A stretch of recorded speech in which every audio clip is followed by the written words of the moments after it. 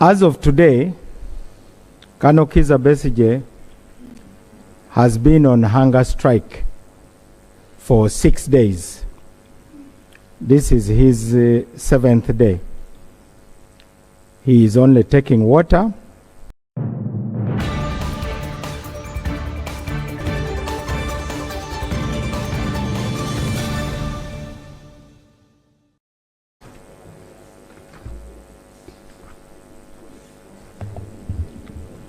Madam Speaker,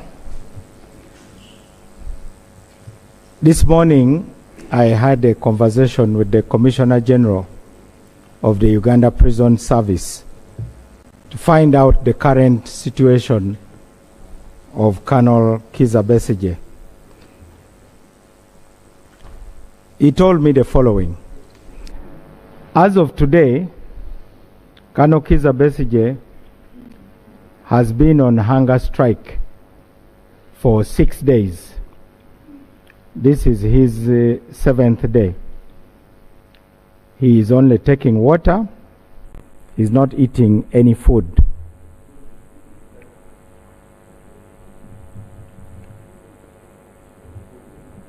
The Commissioner General informed me that because of the hunger strike, his health has deteriorated, and therefore he had to be evacuated to a hospital. His personal doctor took charge of the evacuation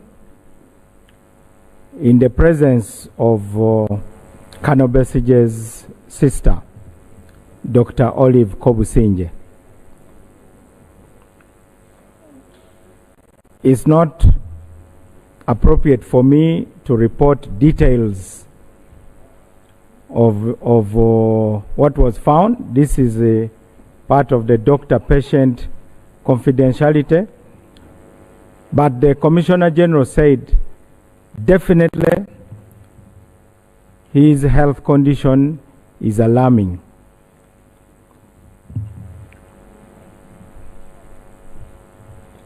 Under all the laws of Uganda,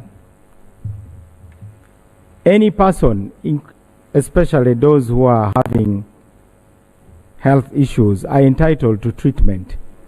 And in this case, the prison authorities were able to take him to the hospital. Comprehensive tests were carried out, and the doctors are managing him. The Commissioner General also informed me that Colonel Kizza Besigye has continued and continues with the hunger strike. And that means, of course, that any medical response will not have a major impact. He will not improve because of the hunger strike. Now, concerning your other question about the advice, the laws, what steps we have taken, how long it will take to transfer the files, I wish to report the following. Honorable Minister, just on hunger strike. He's not on hunger strike because he loves to be on hunger strike. He is on hunger strike because he believes he is unfairly treated. He is on unfair trial.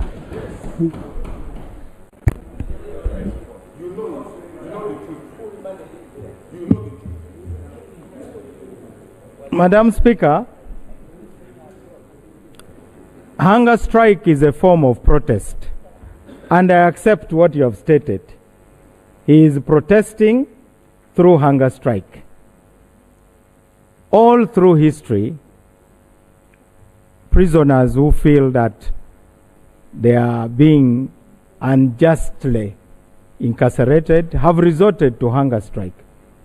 So, but it is not my purpose to go into detail why he's on hunger strike. I simply reported his condition, and we admit that it is alarming. Now, permit me, Madam Speaker, to respond to... And as a legal advisor to government, after knowing that his condition, his situation is alarming, what advice have you given government to that effect? Madam Speaker, that is what I'm coming to, because you gave me a set of questions, and I would like us to go through the chronology of what we have done. The judgment was delivered on 31st January, which was a Friday. Immediately on Monday, Madam Speaker, the Attorney General wrote to the Ministry of Defense and the DPP. That is the very next working day after the judgment. The Attorney General wrote informing them that the cases should now be transferred. On the 3rd, the very same day, the Attorney General also wrote to the Chief Justice asking the Chief Justice to appoint a judicial officer to be in charge of liaison concerning the transfer, who should liaise between all the actors. That is the first working day after the judgment. On the 4th of February, the Chief Justice wrote back appointing the principal judge as the liaison officer. That is the second working day after the judgment. On the 6th of February, the Attorney General's chambers forwarded the letter of the Chief Justice to the Ministry of Defense and Veterans Affairs and to the DPP. Around that time, Madam Speaker, we were here and I came to the floor and stated that it is the duty of Colonel Besigye's lawyers and the lawyers of all those who are in the court-martial to extract a decree that is part of their responsibility to their client. This decree only arrived on the 13th of February, almost 2 weeks after the judgment. That is when we received the draft decree. Unfortunately, Madam Speaker, the draft decree had errors. Some of the errors were as obvious as wrong names, for instance. On the 14th of February, that is last Friday, the Attorney General's chambers corrected... Do you have a copy of the decree which was extracted? Madam Speaker, the errors were corrected and the corrected decree was sent to the lawyers of Colonel Besigye. We have not yet received the corrected decree. If we have received it as of now, we corrected it from the Ministry of Justice. We are concerned by the slow pace of Colonel Besigye's lawyers. I have stated the chronology. You cannot take 2 weeks. If really you are concerned about the condition of your client, rather than the politics surrounding that, they should have acted as fast as Attorney General's chambers. Honorable Nobert Mao, help us to help you. That's why I was asking you, do you have the wrong copy of the decree, so that we shall not take the blame to who? To the lawyers.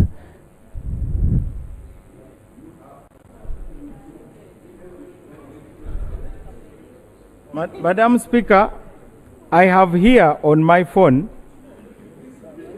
which I can forward, a letter dated February 14th, sending back the corrected decree. I can forward it. That was sending back. When did it come? The decree came on the 13th. The very next day, it was sent back. That's how fast we are, Madam Speaker. We have done our job. But those who have chosen to politic rather than take responsibility for the fate of their client are now playing victim. That is unfair, Madam Speaker.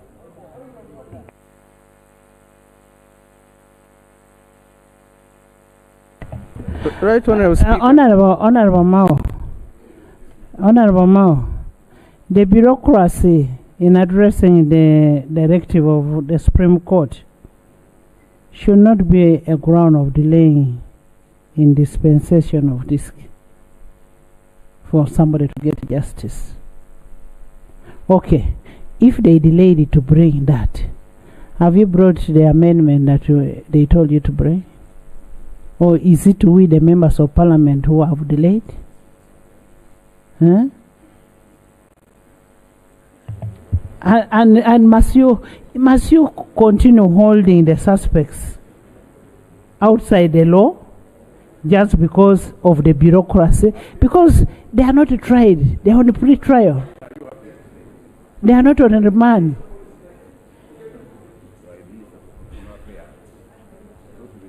Madam Speaker, I am on record, and on the day that the new law year was opened, I addressed the members of the judiciary and I appealed to them to prioritize matters of the liberty of citizens.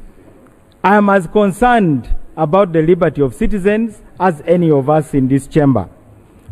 I am only reporting that a lawyer who has got a duty to a client would have acted very quickly instead of waiting almost 2 weeks before extracting the decree. It is the duty of a lawyer to extract a decree rather than spending time politicking.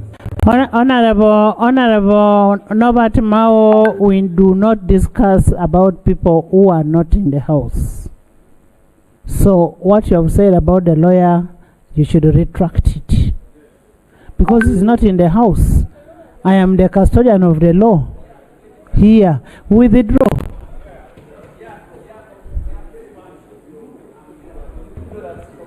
Madam Speaker, I respectfully withdraw. The copy of the decree is coming. I do not know whether I can now talk about my conversation with the chairman of the General Court Martial, the director of prosecution, or I shouldn't talk about just anybody. A minute, Chairman. Just a minute, Chairman. Chairman, you say the decree is coming? Yes. In how many minutes? Madam Speaker, we are just across the road. We believe in less than 10 minutes it will be here. Okay. So we'll wait for it in 10 minutes so you can continue with other questions.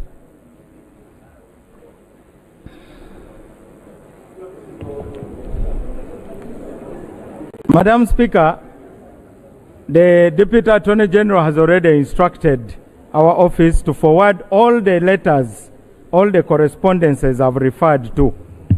And they include the 3rd February letter to Ministry of Defense and DPP, and the letter to the Chief Justice to appoint a liaison contact.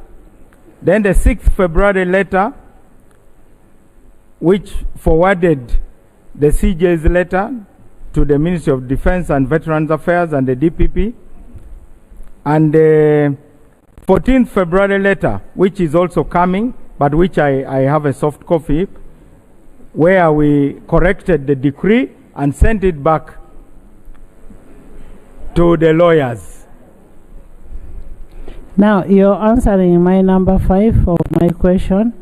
Number 1 was, how, as legal advisors of government, what appropriate advice have you given for the continued pre-trial on detention of an ailing, and here I'm saying ailing, Dr. Besigye? Madam Speaker, in that situation, the suspect would be produced before the appropriate court, in this case the High Court, and granted bail.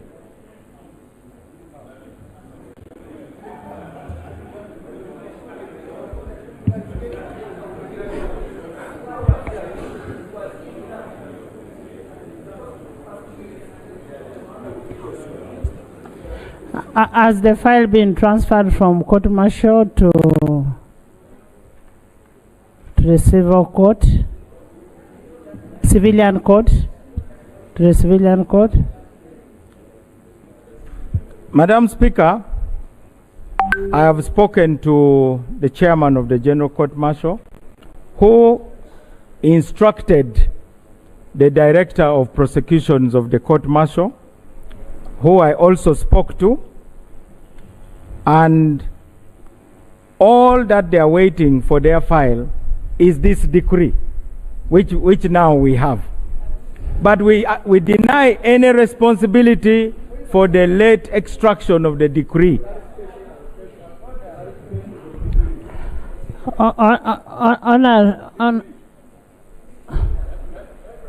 Yes. Yes.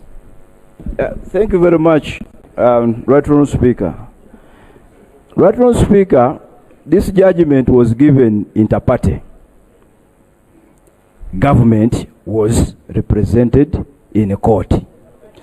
Number two, we no longer, by the way, extract decrees.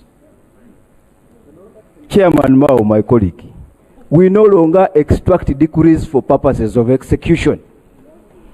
Court decisions by nature, especially at the level of Supreme Court, are self-executing. You don't need a decree to act. So if judgment was passed inter partes, what more are you getting from a decree? What exactly more are you looking for in a decree? So I really think that perhaps we could use other arguments, but let extraction of a decree, by the way, with or without a decree, that judgment is self-executing. You ought to have acted even without any hesitation. Unfortunately, because you see the danger with mentioning the decree, you have many other people who are affected by that decision of the Supreme Court who don't have lawyers. What happens to them? What happens to them? So I think, Right Honourable Speaker, it is advisable that Chairman Mao and Executive, you use other reasons for delaying the release of Dr. Besigye other than a decree. And as we talk about the delayed release or transfer to the civilian court, I asked you, under what legal regime, legal basis are you using to keep him there? We are not saying that Dr. Besigye is clean. He could be having a case to answer. He could be having a case to answer, but he should be taken to the proper court for him to be able to answer. Under what legal regime?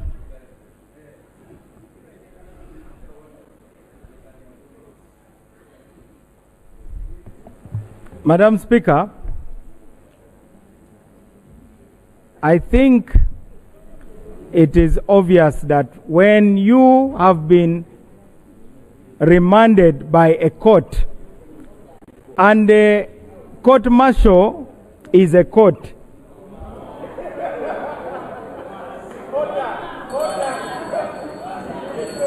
it is only the boundaries of the court martial that have been delineated by the Supreme Court.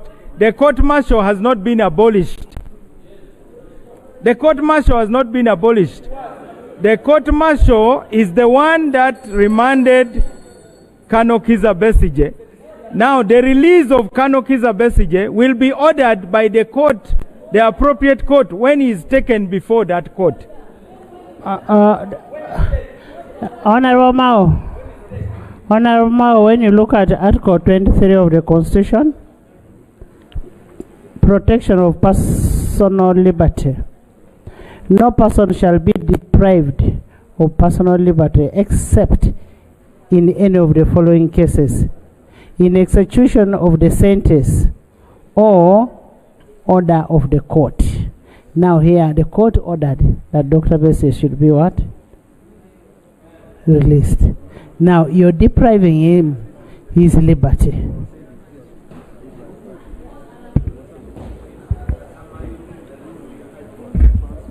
Madam Speaker, first, I hope this Parliament is persuaded that we did our duty as the Ministry of Justice. We did our duty. We responded very quickly because these letters which we wrote were about the Supreme Court. Now, the Supreme Court did not order the release of anybody. There is an order from Honorable. Thank you, Madam Speaker. Madam Speaker, I'm at pain that we are in arguments with the Minister of Justice. We are supposed to be the custodian of the law of this country. We are here, instead of the Minister of Justice coming here to tell us the law is supposed to do this, and this is what we are doing, is standing the other side to defend what is undefendable, Madam Speaker. We expect the Minister of Justice to behave what the Parliament expects him to behave, much as you are appointed by the President. But if you are also coming here to behave like the Chairman of the Court Martial, we are at pain. We are at pain, Honorable Minister. We are at pain.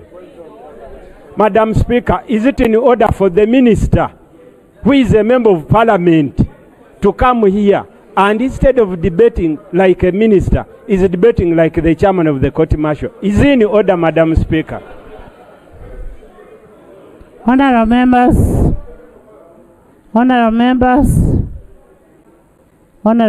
we need to solve a problem. And the problem we need to solve is about an ailing person. And secondly, using a law which is not there to keep somebody in detention when somebody is on pre-trial. Honorable Minister of Internal Affairs, under what instruments are you using to hold Dr. Kizza Besigye in prison?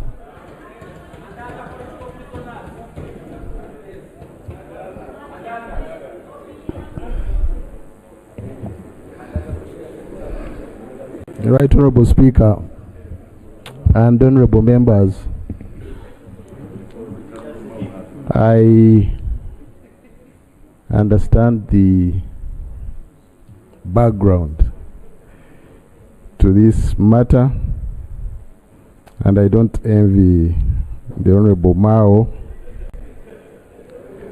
for being in this position. But I want also us to be, as we seek a solution within the law, I think we have about 3 matters to address. There is the health aspect of Dr. Besigye, but also there is wait a minute. I think we should be civilized enough to listen to each other.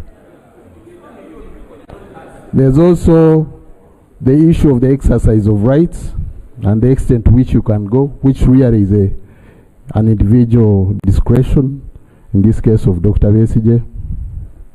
And then the last one are the processes to effect the court decision.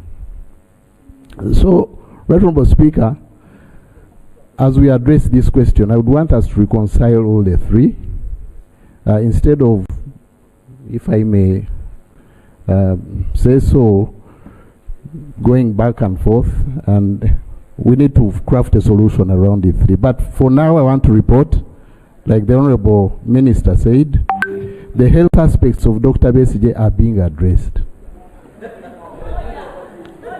Yesterday, no, Honourable Minister. Yesterday, Honourable members, just hold on, Honourable Ministers.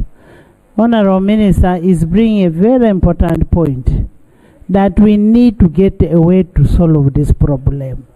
And that is what we want. We want a problem solved. And he's leading us to a better direction. Yes. Yes, Honourable Minister. No, Honourable Minister of Internal Affairs.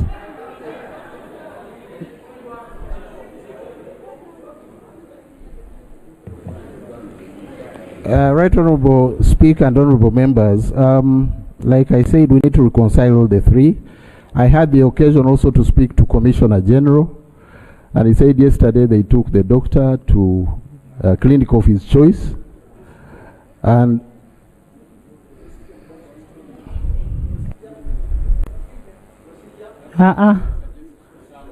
Honorable members, I am still asking under what, you know, I've asked a question. I am saying under which instrument are you allowing to keep somebody in your cells? That is your property.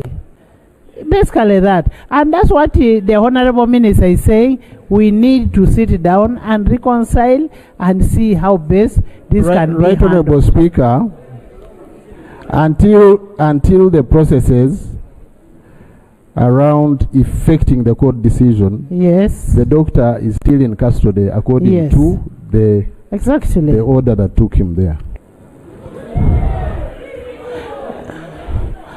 Lop. Honorable members,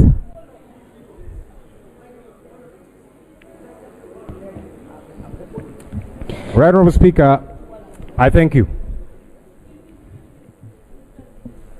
Right, Honorable Speaker, this morning I had a meeting with colleagues on this side, and to be honest, we were getting increasingly concerned about this, our people-centered parliament, because these are matters of the people and we are clearly getting agitated. I am glad, Right Honorable Speaker, that we are now in unison dealing with this matter, because we have raised it severally, and we did not seem to see an end in sight. We did not think that this people-centered parliament was appearing as such. Right Honorable Speaker, there's only two ways that somebody can be held in any government jail. One, when you have been convicted and sentenced, whether it be to life or whichever number of years, legally speaking. Number two is when you have been remanded by a court of competent jurisdiction. Those are the only two ways under which somebody can be in any government jail. It is not, as some have said, a hostel. It is not some kind of hotel or I don't know what. It is only those two legally provided for means. Honorable Speaker, we have asked again and again, after the Supreme Court decision, which rendered the court-martial defunct, it ceased to be. That's one. For those who know the law, we kept asking, why has government continued to hold on to these people? And those are questions we have not gotten any answers to, Right Honorable Speaker. Honorable Speaker, the excuse by the Honorable Chairman Mao does not hold any water at all. For you to say that the lawyers of Dr. Kizza Besigye have delayed to extract a decree, the Attorney General, whom you supervise, Chairman Mao, was a party to this matter. He is the one who appealed this matter. So for you to give an excuse, you see, we did not know what was happening. We were in our chambers waiting for these lawyers to come and serve us the extracted decree. Are you kidding me? You were a party to this matter. You are the ones who went to the Supreme Court. The Court of Appeal had determined this matter, but your chambers, sir, decided to appeal this matter. How do you then feign ignorance at this point? Honorable Speaker, I am glad you have mentioned, as all of us have, this is a non-partisan matter. At least it should be. I've given several examples, and I'm sorry, my colleague, I keep referring to you. I don't know if he's here. Honorable Paul Akamba, who is an NRM member. That man was granted bail by a court of competent jurisdiction, and he was kidnapped, abducted by gun-wielding goons within court precincts. He's not an opposition member, he's an NRM member, but it happened to him. That's what happens when you don't deal with injustices. And by the way, Honorable Speaker, these abductions continue to happen. Yesterday, a leader within my party, our head of mobilization, the one Fred Nyazi Sentamu, was abducted in similar manner. And we are saying these things should stop because they are within the control of the state. Honorable Speaker, here is the ultimate remedy. One, I'm glad that as Parliament we are putting our foot down. This Parliament here is where we are going to fight our battles. I know we can use all other spaces we have out there, radios, TVs, and so on. But as members of Parliament, this is our number one fighting space. And we shall use it to fight for our people. Right Honorable Speaker, now that we have talked about the health, the ailing health, the very frail situation in which Dr. Kizza Besigye is, I went to see him in jail yesterday. he could not get out of bed to come and see us. But we saw the other political prisoners, the Bobby Youngs and others, who are suffering in similar manner. Can the state give us a timeline on when they are going to release these people? That is the ultimate remedy. Because the excuse there has been of, you see, we are waiting for the DPP to take over these cases. One, you're not supposed to direct the DPP. If the DPP is interested in any matter, these people should have been released and then they can be summoned. Because the DPP, right, Robert Speaker, the DPP does not sanction court files. The DPP sanctions police files. So you cannot say the DPP is waiting for these court files to be transferred from the disciplinary court martial. That does not arise at all. These people ought to have been released a long time ago, and then the DPP could probably sanction any police file, and they can be summoned. They don't even have to be kidnapped, as we have seen happening. So, right, Honorable Speaker, the solution to this quandary, this predicament that we are grappling with, is to release Dr. Kizza Besigye and all of these other NUP political prisoners that are being held illegally. I am hoping that government will see sense in that. Honorable members, Honorable Speaker, with honorable members, this is a very serious matter. You know, people like Bariomus cannot even go to their villages now, because people will start saying, why have you left your own? Honorable members,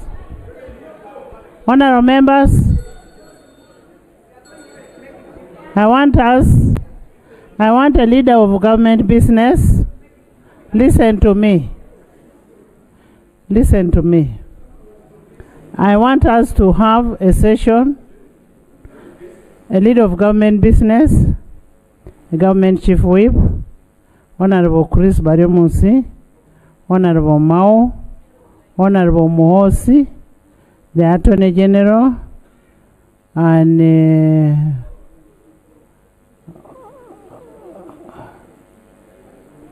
then on this side, we have the LOP, Shadow Attorney General, the CAO, Mujuche, Honorable Mujuche, Honorable Katuntu, Honorable Asumani, Honorable Sibambi, listen, Honorable, you're not going to choose for me. These are issues of legal and issues of life. We must make decisions there and come and report. And then Honorable Nandala. Yeah? You don't want Nandala? Okay. We can have internal affairs. Internal affairs. Honorable members, we are going to adjourn the house for 10 minutes. We will have a meeting in the private. We are going to suspend the house. Suspend the house for 10 minutes, and then we will come and report. If the 10 minutes is not enough, we shall still communicate. No worry for time. Time is on our... Rule 8 gives the Speaker all the powers.